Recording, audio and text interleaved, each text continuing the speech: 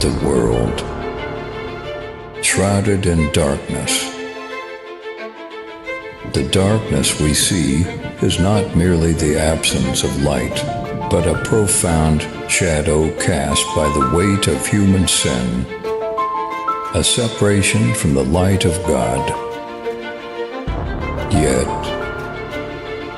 in the midst of this darkness, a Savior emerges, Jesus Christ, the light of life, stepping into our brokenness to bring salvation. Selamat bergabung di komunitas The Power of Love dan nikmati penjelasan dari hambanya yang menyampaikan firman Tuhan hari ini. Dan jangan lupa subscribe, like, komen, dan share. Terima kasih. Karena sebetulnya di dunia itu kan dua kekuatan, satu iblis, satu Tuhan. Orang yang hidup sebagai orang berdosa itu kan di bawah iblis.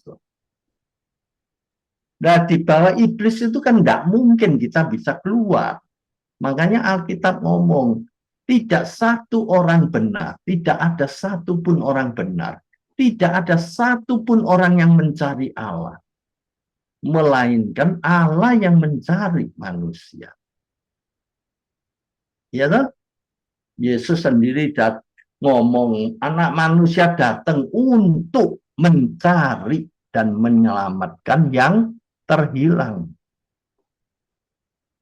Kalau Tuhan Yesus tidak nyari, tidak ada orang yang bisa kembali.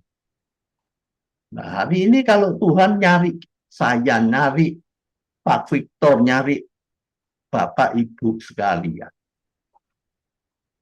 lalu memberi kita iman yang menyelamatkan, itu juga anugerah. Kalau bukan Roh Kudus yang memberi, siapa mau percaya?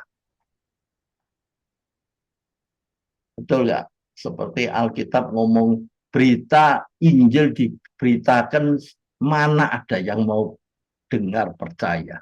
Dengar, tapi tidak kira mau percaya. Itu semua pekerjaan Roh Kudus. Makanya itu juga anugerah. Kita hari ini bisa mengerti, mau menerima, itu anugerah Tuhan, gitu loh. Kan gitu. Artinya kita itu dari kuasa iblis itu direbut. Nah, kalau sudah direbut, dipegang Tuhan, masa bisa lepas kembali ke si iblis? Berarti kuasa Tuhan kalah loh. Tuhan bisa merebut kita dari iblis, tangan iblis. Tapi iblis tidak mungkin bisa merebut kita dari tangan Tuhan.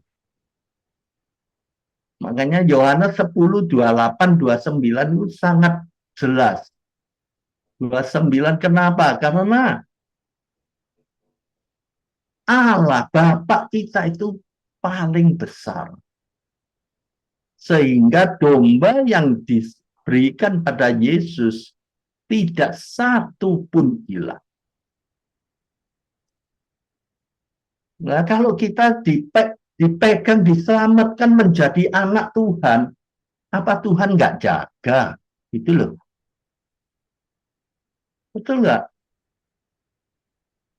Roh iblis bisa merebut gitu. Begini Pak, ada satu lagi. Tuhan Yesus pada waktu itu berkata bahwa pergilah, jadikanlah semua bangsa menjadi muridku dan baptislah mereka. Menjadi murid Pak, ya. Jadi murid itu kan berarti kayak sekolah kelas 1 dulu, kelas 2, kelas 3, terus sampai tinggi.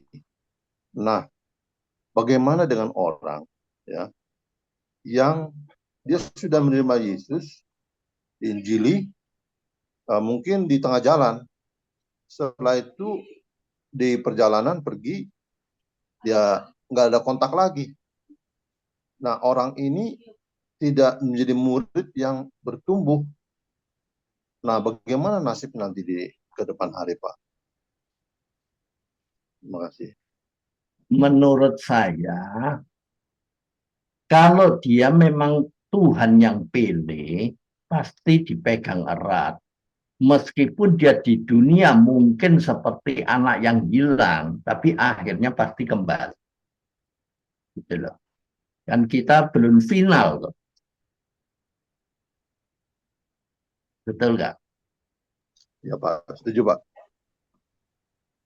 Dia ada pekerjaan Roh Kudus ya.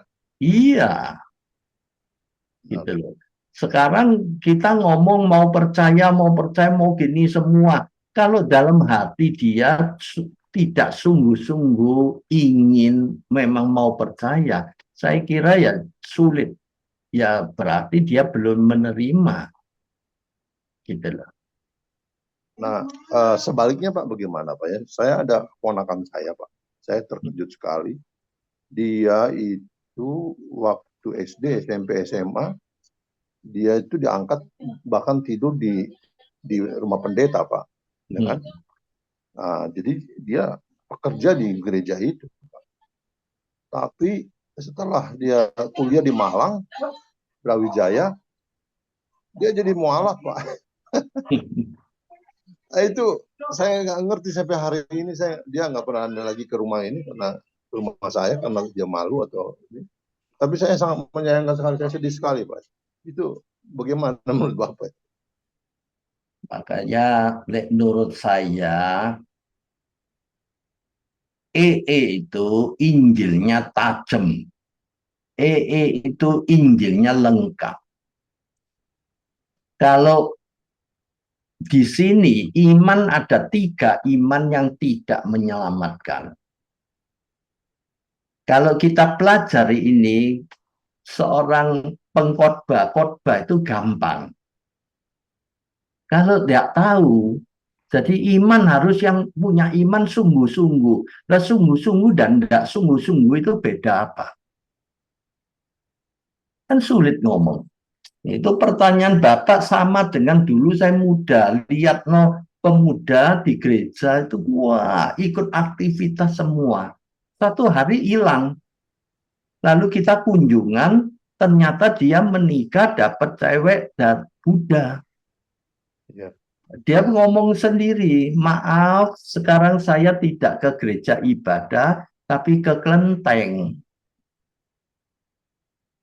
ke vihara, gitu loh. Ya toh? Nah, kita tidak bisa maksa. Tapi pertanyaannya, hidup kekalnya hilang apa enggak?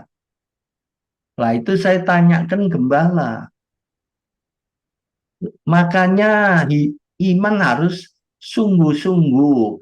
Nah, saya pikir sungguh-sungguh dengan tidak sungguh-sungguh itu beda di mana? Kan gitu toh.